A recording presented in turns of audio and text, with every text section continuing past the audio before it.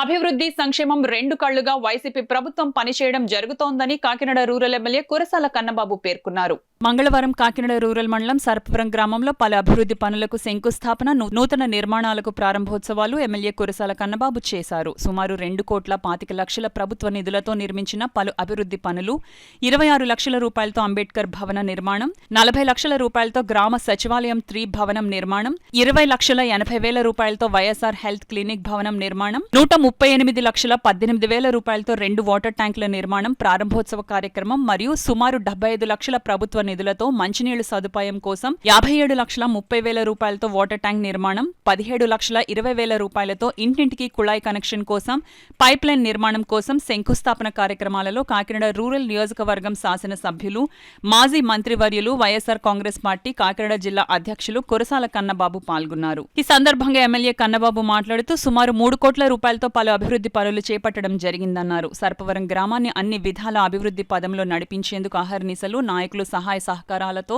కృషి చేస్తున్నామని తెలిపారు. ఈ కార్యక్రమంలో వైసీపీ నాయకులు పుల్లా చందు, పుల్లా ప్రభాకర్, పుల్లా కోటేశ్వరరావు, గ్రామ సర్పంచ్ శీలం నాగేశ్వరరావు, ఏఎంసీ చైర్మన్ గీసాల శ్రీను, వైసీపీ నాయకులు గోపిశెట్టి బాబ్జీ, పార్టీ నాయకులు, కార్యకర్తలు, సచివాలయం సిబ్బంది, వాలంటీర్లు తదితరులు పాల్గొన్నారు. ఈ ఎంపీటీసీలు అందరూ కూడా ఈరోజు నాతో పాటు ఉన్నారు. పుల్లా చందు గారు నిర్మాణం స్పీడ్గా చేయాలని పట్టుబట్టి సర్పంచ్ గారు కానీ అందరూ కానీ కోటేశ్వరరావు గారు కానీ దాన్ని త్వరితగతిన అంబేద్కర్ భవన్ నిర్మాణం పూర్తి చేసినందుకు వారికి మనస్ఫూర్తిగా కృతజ్ఞతలు తెలియజేస్తున్నాం. పర్టికులర్గా ఈ గ్రామంలో ఇప్పటికే చాలా అభివృద్ధి కార్యక్రమాలు చేసాం. రోడ్లు వేసాము, డ్రైన్లు వేసాము, అదేవిధంగా సచివాలయాలకి సొంత భవనాలు కట్టాము, వైఎస్ఆర్ క్లినిక్లకి సొంత భవనాలు కట్టాము. ఇంకా వివిధ అభివృద్ధి కార్యక్రమాలని చాలా శరవేగంగా చేసాం. సర్పవరం చాలా ముఖ్యమైన గ్రామం, ఎక్కువ జనాభా కలిగిన గ్రామం, కాకినాడ నగరంలో కలిసి ఉన్న గ్రామం.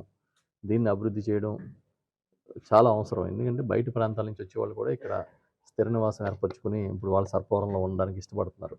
ఇక్కడున్న వాతావరణం కానీ, గ్రౌండ్ వాటర్ కానీ, లేదా ఇక్కడున్న గతం నుంచి ఇక్కడ పూల తోటలు కానీ, వారు చేసే వ్యవసాయం, ఉద్యాన పంటలు, ఈ వాతావరణం అనేది చాలా చాలా బాగుంటుంది.